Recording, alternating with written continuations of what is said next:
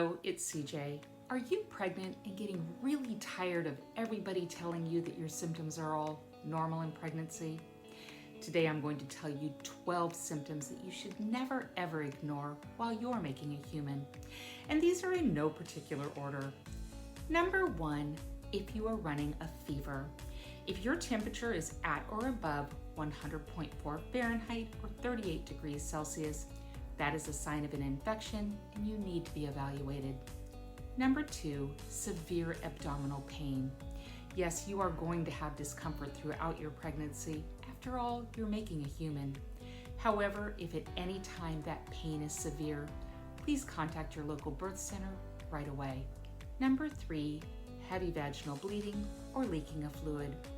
It is very common to have a spot or two of blood, especially if you've recently been intimate.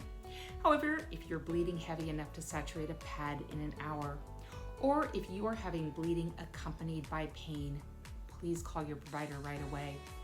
As far as leaking fluid goes, yes, in the 3rd trimester, you may leak some urine here and there.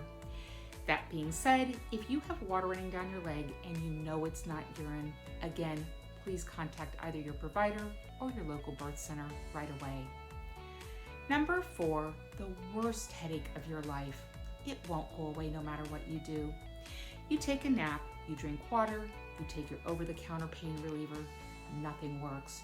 Or if your headache has a sudden onset and feels like a thunderclap in your head. And if it is accompanied by number 5, changes in your vision. Black spots, flashing lights, tunnel vision. If you are seeing double or halos around lights, those are symptoms of preeclampsia and those need to be evaluated. If you're having these symptoms, again, I highly recommend you either call your provider or your local birth center. Number 6, what is called epigastric pain. One of the symptoms of preeclampsia is a burning sensation in your liver. Your liver is located in the upper right-hand side of your abdomen, behind and below your right breast. Normal heartburn occurs in the middle of your chest. If you are having a burning sensation behind your right breast, again, please contact your OB provider. Number 7, itching on the palms of your hands and the soles of your feet. Itching is really common in pregnancy. As your skin stretches, it can get dried out, especially on your breasts, your tummy, and your hips. However, if you are having itching on the palms of your hands and the soles of your feet, without skin changes and the itching is worse at night, that is a symptom of intrahepatic cholestasis of pregnancy, also known as ICP. You definitely need to talk to your provider about that. Number 8, if you are having chest pain, especially if it's accompanied by difficulty breathing, that is a medical emergency and you need to go to your local emergency room for evaluation right away. Number 9, decreased fetal movement.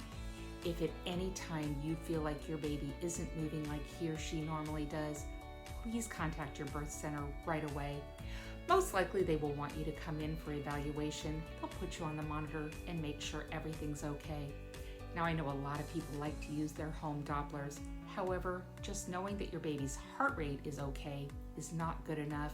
That doesn't tell you whether or not your baby's in distress. Number 10, worsening depression symptoms.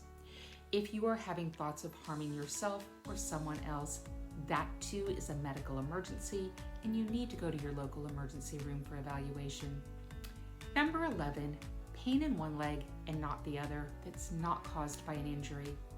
During pregnancy, you're what's called hypercoagulable. You're at greater risk to develop blood clots. If you're having pain, tenderness, swelling, or warmth in one leg and not the other, again, please go to your local emergency room for evaluation. And finally, number 12, if you have what's called a sense of impending doom, you feel like something's wrong. You can't put your finger on it, but you just know that something's wrong. Again, please contact your local birth center and go in for evaluation right away. I do hope that this information has been helpful and that if you have questions, you'll leave those for me in the comment section below. And while you're in that comment section, I sure would appreciate it if you hit the like button or, better yet, share this video. Hello, it's CJ. Thank you so much for watching the entire video. I truly do hope that the information has been helpful. When I make these videos, it is not meant to replace a visit with your healthcare provider. Rather, my hope is after watching my video, you know what questions to ask your provider at your next visit to best meet your own healthcare needs.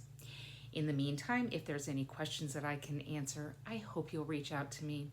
And finally, if you have not already subscribed to my channel, I'd really appreciate it if you did that.